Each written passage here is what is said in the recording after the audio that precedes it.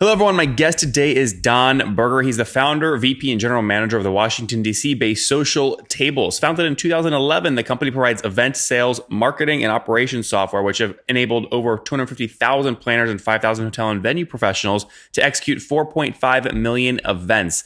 The company was recently acquired by Cvent. Don, you ready to take us to the top? Let's do it. All right, man. So tell us quickly, before we get to kind of where you're at today, give people context on what the company does. And are you, or were you, or are you today still a pure play SaaS company?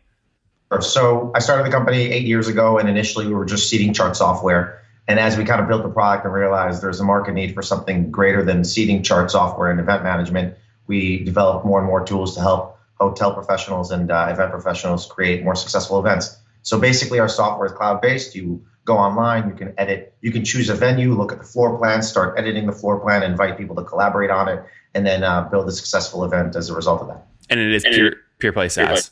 Pure play SaaS. Interesting. Okay, so a lot of people that I've had on that are in the event space, they call themselves a SaaS business, but when you look at the economics, it's so seasonal and difficult. And sometimes people will say, well, we're just going to charge kind of a per event fee. And others have customers that, do 30 events a year, and it makes sense to have a SaaS model in that way. How do you handle kind of the seasonal nature of the event business?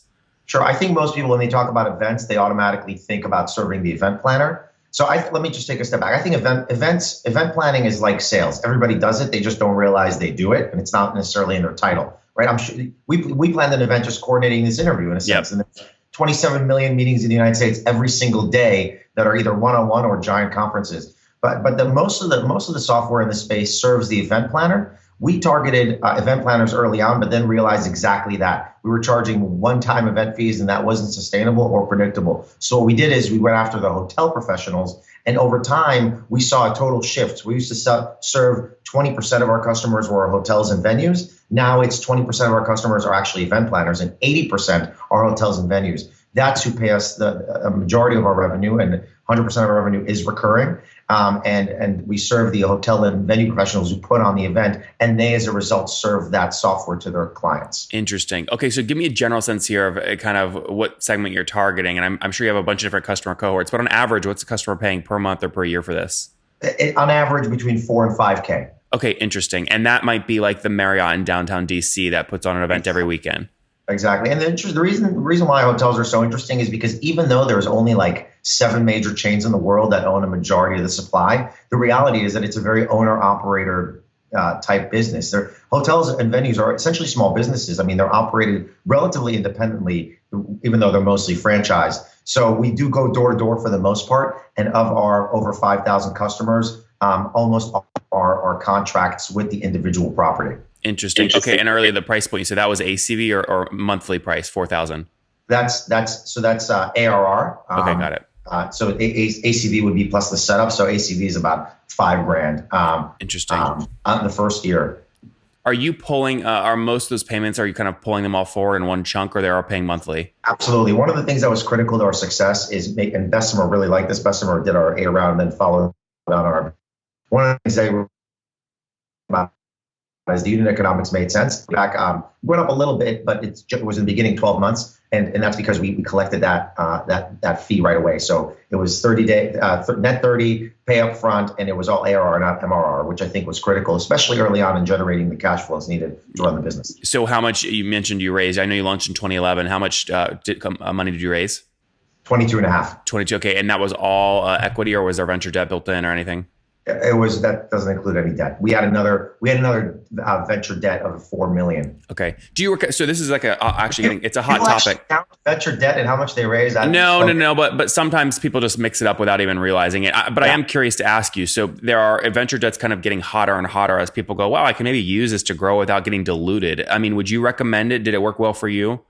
We got it as, when we sold, we had over 10 million of cash in the bank. Yep. And what I think venture debt helped is kind of in 2 ways. Number one, it gives you an insurance policy. And number two, when speaking to enterprises, you can say you have more cash on the balance sheet than you may actually have had if you didn't do the debt round. So I encourage it as more of an insurance policy. We never needed it. Because if we weren't going to be sold last quarter, we would have been EBITDA positive we would have been profitable this year, and we're still going to be profitable as a business unit. So I think it's a good idea, but for the right reasons. The New York Times had an interesting piece about how more and more founders are choosing to do away with equity rounds because of the VC style, the impact that VC raising is having on startups. So I think it's up to the founder. At the end of the day, my philosophy is raise money and dilute yourself because that increases your chances of success. And so take a 10, 20% hit early on in order to have a much bigger enterprise value going forward. Yeah. I'm curious here about,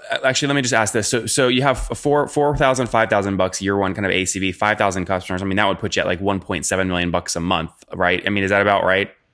It's a little more than that. It's a little more. We're seasonal by quarter. So Q1, Q4 are very busy in hospitality and events. Q2 and Q3 slow down.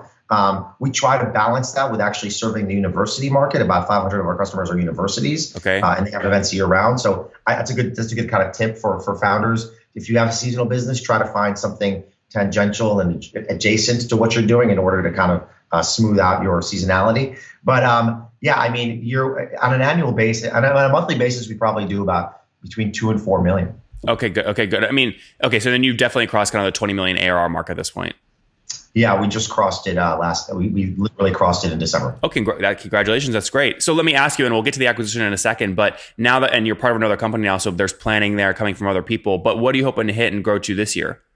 We'll grow 35% this year. And where were you exactly a year ago back in January 2018? We grew 25% last year. Okay, so good. We're seeing this acquisition having a real impact on our ability to sell more. Yeah. So 25% year over year growth. That means you were doing what, like $15 million in ARR about a year ago?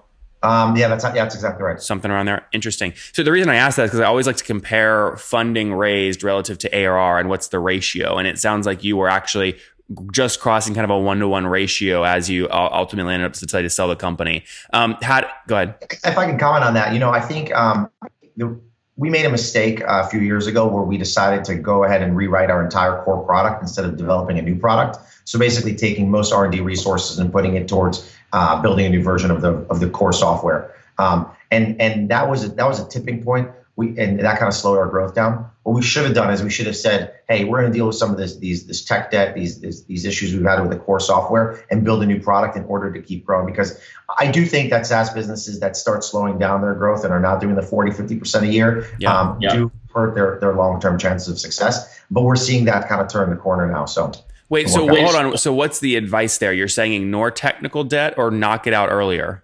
I'm saying, well, it's, you put me in a tough spot. Sorry. I don't think anybody should ever ignore technical debt, but I do think you have to constantly consider new products and innovation in order to not stunt your potential of future growth. So, if you choose, every decision you make in regards to R&D will have revenue impact down the line. So if you choose to rewrite your software and your TAM is a little more limited, or you're serving a specific vertical, you may not necessarily have the opportunity down the line to sell new software because you're not going to have anything in the pipeline in terms of innovation. Interesting. Okay, very good. And round out the team for me. So what are you guys at in terms of team size? We are right around 100. All in DC? All about half a dozen remote. Okay, DC and remote. That's great. And then take me through some of the other economic. Nathan, I'll just note that of those remote employees, all of them were in DC at one point. So they were so good you wanted to keep them when they moved away. Yeah, I mean, look, I think as an early stage company, it was important for us to have everybody in the same building and working together. We have an amazing, incredible space here, 30,000 square feet, like 2 blocks from the White House, and we were really proud of that space, and it would kind of be a shame to have everybody remote and not be able to enjoy that. So if you worked at Social Tables and decided to go remote, no problem. But generally, I'm not a fan of remote work. Yeah. Round out some of the other economics here. So SaaS companies, churn's critical. How do you think about retention, and how do you think about churn today? Dude, we knocked that out of the park. Our revenue retention is 105%. We're doing 95% in year. Bless you. Thank you.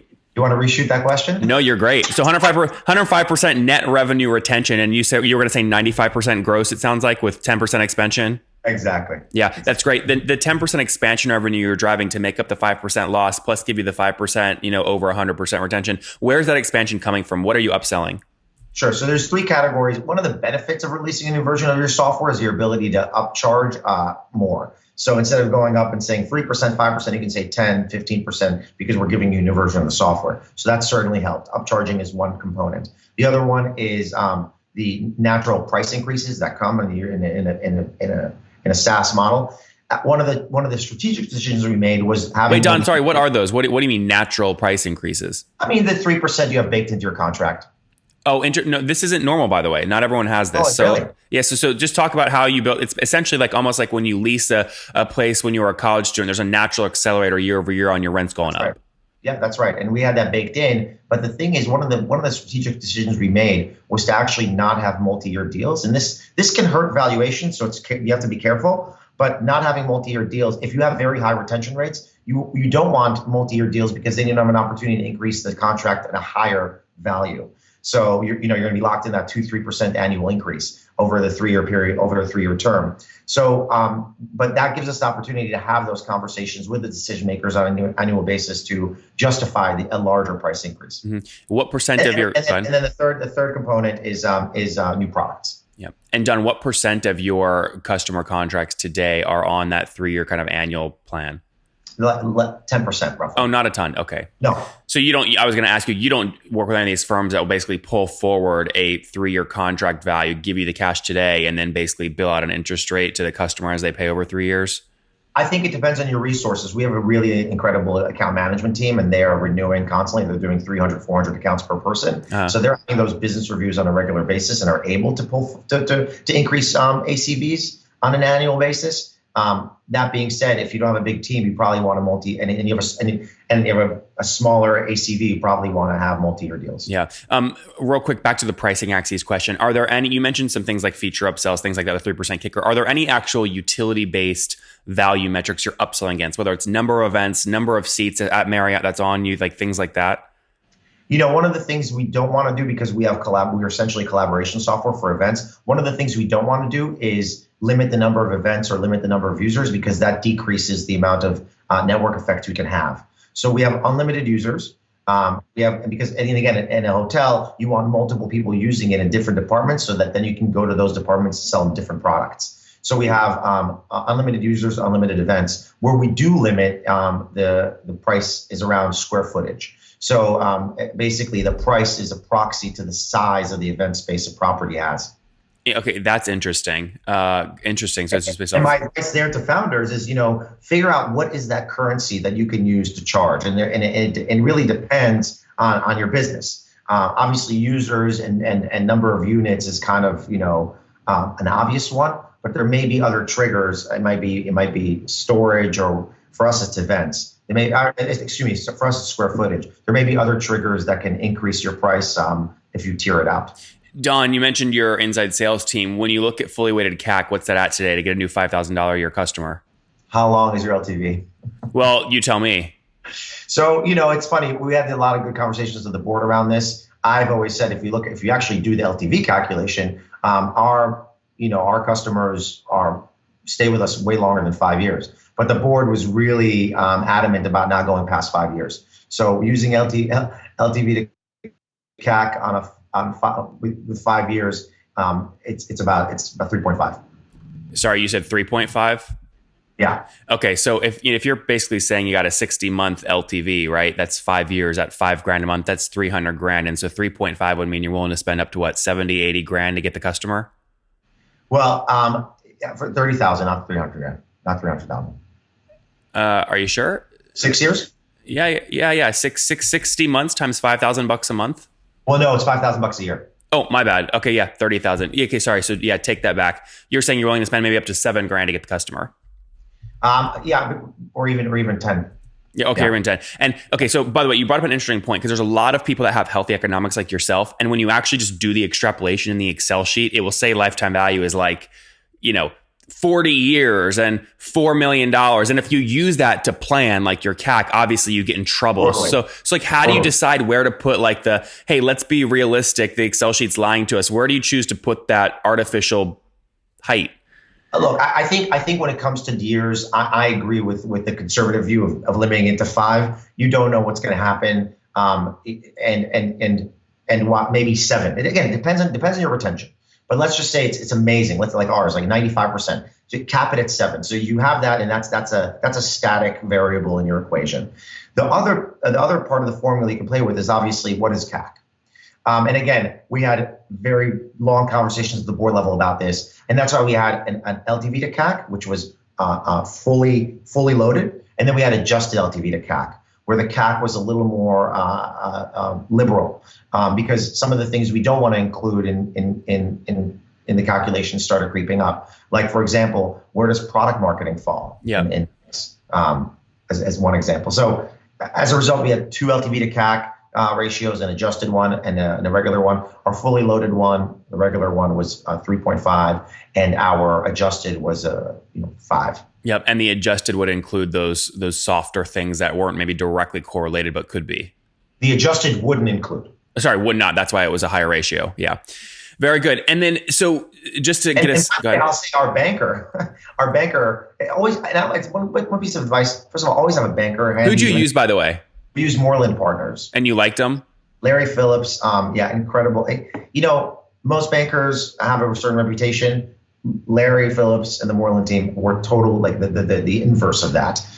They're extremely hospitable and patient with us, and we worked with them for years as first an advisor, then a retained bank, and then through the process, which was unsolicited, by the way. So then we had to run a process. Because the first offer was unsolicited. Uh-huh. And one of the things, and I really advise talking to bankers in your industry about this, because they will give you a glimpse into how acquiring companies will look at your LTV to CAC and other. So let me ask you a question real quick. So you're saying, well, first off, when did the first connection between you and either Vista or Reggie, whoever it was, happen?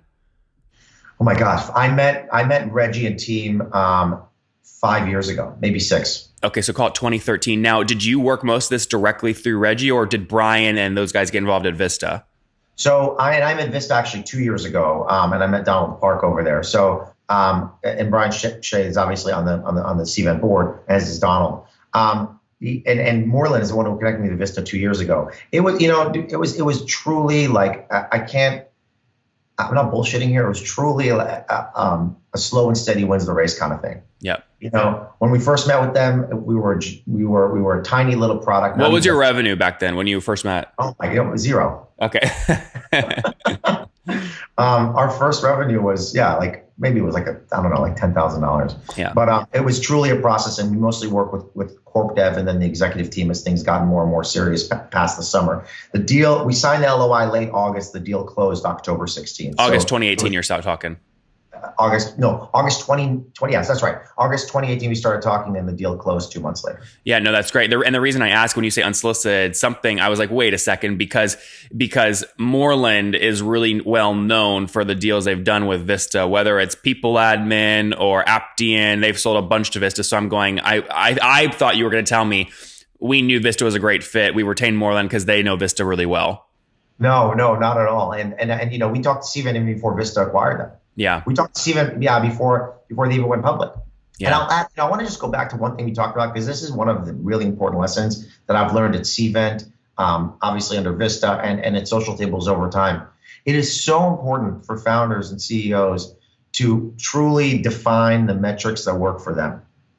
And what I mean by that is the LTV to CAC conversation is a perfect example where you figure out the metric that you want to report on, and you truly define it in concert and in collaboration with your executive team and with your board. But just using generally accepted definitions, and I'm not talking about GAAP stuff, like accounting is accounting, but I'm talking about the operational metrics and the other metrics and the KPIs you use to run your business, truly defining them, because they change from business to business. Yep. Oh, and different ones are different leading indicators for different things, right? Exactly. Yeah.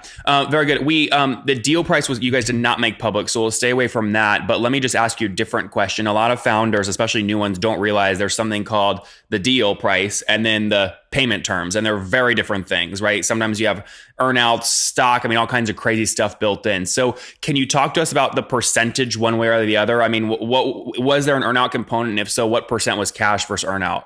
Sure. So it's an all cash deal. Okay, great. One of the things that, again, you don't learn until you sell a company is the deductions that may happen after once the deal takes place, and there's debt-like items that your price gets dinged on. Like what? Like tenant improvement, like deferred rent, those are two prime examples that are costly. I don't understand walk me through that, because that's a space I haven't been through before. So what do you mean deferred rent? So, for example, when you sign a lease like we did, our rent was $1.2 million a year. Okay. We got 7 months free rent, and that was a perk we received, and it's not one that Cvent necessarily enjoyed in the beginning in the first 3 years. So we had to go ahead and adjust the deal price to take into consideration the free rent we received. Additionally, the tenant improvement, we got $3 million in TI from the landlord. Again, we had to look at that number and actually adjust the deal price based off of the free improvements we received from the landlord. They would ding that down by if the deferred rent you committed to it for 5 years at 1.2 million, you take 1.2 million times 5 plus the 3 million in TI up front, and they basically ding it by what, $10 million? Well, it wasn't 10 million. It was probably less than that, because it depends. It depends on how long you received that benefit without being owned by the acquirer. Yep. So it was over 3 years. So we got dinged by like $2 million. Oh, that's okay. Not horrible. Very good. And then as far as the terms, which you asked, all cash deal. Like I said, I have an earnout, and that earnout is time based. One of the things that founders want to keep in mind is it going to be tenure based and be performance based? Obviously, tenure is better because you don't know what's going to happen. You don't know what you don't know. And the other piece of it is Don. What's yours? Tenure based? Mine's 2 years. Mine's tenure based 2 years. Oh, there are no performance metrics. They just said, we want Don. He's talented. Let's keep him in. That's right. And obviously there's always going to be a potential bonus component that would be performance based on your salary. One of the things that an acquirer may do is try to argue, your comp is your base plus bonus plus, the earnout you have. And you have to stay away from that, because look, the deal price is the deal price, regardless of whether I got the money, all the money today or a certain percentage of it in the future. So whenever you have those conversations, you have to make sure you remind the acquirer that the deal price is the deal price, and your comp does not include future payments. Yeah, no, that makes perfect sense. I always wonder though, when a founder like you, it's very hard to motivate a guy once they're made rich by somebody. So it's like, how on earth do they retain a guy like you when you're thinking, man, I just sold the thing, I've been hustling since 2011, I want to go explore the world right now for a little bit. What's keeping you motivated? Oh my God, it's funny you say that, because I've actually never been as motivated as I am today post deal. Mm-hmm. Very good. And I'll tell you why. There's probably two major reasons. The first one is, if I ever want to do anything again, I have to understand what goes beyond 20 million. I have to understand what goes beyond 100 employees. And I can't get that, without working at a larger organization. Cvent's almost 4,000 people. So that's number one. Number two, it is really inspiring to work around successful operators. One of the things I love about Cvent is that 11 of the 14 original guys are still there. That's great. Yep. And and they're celebrating 20 years this year. So, that tells you just how committed the team is, how well they work together, and how successful they've been. Very, very, especially considering the fact they've been public and they went private and they were owned by Vista. When sometimes private equity firms have a reputation for bringing on different management teams. So, Cvent has retained their folks. And so that motivates me. I go to work and I look up to the people I work alongside with or report to. And Reggie's a real inspirational leader. So I'm learning a ton. That's good. I just realized we totally ran out of time, so let's wrap up here quickly. But first, real quick, it was reported and rumored the price was around $100 million. Is that fair? Can you comment on it? I'm not going to comment on that. All right. Let's wrap up with the famous five. Number one, what's your favorite business book? I didn't know you were going to start with that one. My favorite business book is Predictable Success by Les McEwen. Number two, is there a CEO you're following or studying? Reggie Agarwal. Give me an under the radar one in DC most people don't know about. Oh gosh. God. Who's one you advise? No. I'm literally. It's on the tip of my tongue. Come back to that. Okay, we'll stick with Reggie. Number three. Before you guys were acquired by Vista, what billing tool were you guys using? What? What billing tool were you guys using, or was it all invoicing? Yeah, we were using QuickBooks obviously for accounting, and then Zora for the the revenue recognition and quoting and all that. Yep. Number 4, how many hours of sleep do you get every night? Between 5 and 7. That's good. And situation, married, single, kids? Not married, no girlfriend, and no kids. I have a dog. I think I was going to say he's behaving very nicely back there. He's watching. All right. And how old are you? I'm 37. Last question. Take us home here. What do you wish your 20-year-old self knew? That learning how to program was the best thing I could have done at that time. Guys, learn how to program early as best as you can. It will pay off in life. Coming from Don, again, founded socialtables back in 2011. Now over 100 people, all based in DC, and a couple folks remote. 95% gross revenue retention, 10% expansion, 105% net revenue retention. Again, serving hotels mainly. Over 5,000 of them, paying on average, call it $300, $400 a month. So they just passed $20 million in terms of run rate. That's up 25% year over year as they move towards break even before the Big Vista acquisition via Cvent. They raised $22.5 million prior to that as they look to scale. Again, being semi-aggressive on CAC, paying $7,000 to get a new call at $5,000 per year customer. So 16-month payback. Again, deal was all cash. Don now working hard on the earnout and learning from the Cvent team. Don, thanks for taking us to the top. Thanks, man. I really enjoyed it.